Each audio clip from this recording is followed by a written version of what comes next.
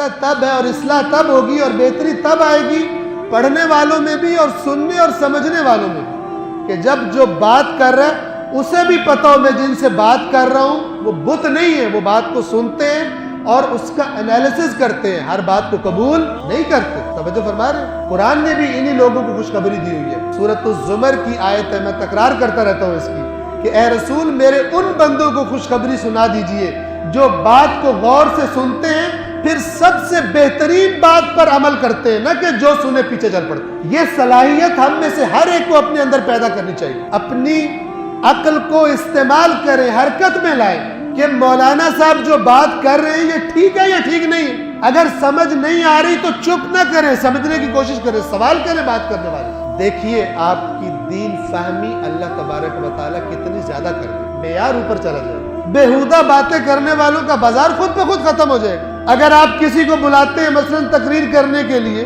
اور اس سے آپ کہیں کہ مثلا یہ قرآن مجید کا صفحہ ہے، یہ ہمیں مثلا ایک صفحہ ہے، اس کو آپ پڑھیے اور ہمیں بتائیے اس میں اللہ نے کیا کہا ہے، جو بتا دے اسے پڑھنے کی اجازت دے دیں، جو قرآن آپ کو نہ بتا سکے اس سے ایکسکیوز کر لیں۔ جس کو قرآن نہیں آتا اس نے آپ کو دین کیا بتانا ہے، جو ہمارے اسلام کے سلیبس کی سب سے بڑی کتاب ہے، جس نے وہ نہ پڑھی ہوئی ہو وہ دین بتانے کا کس طرح استحقاق رکھے۔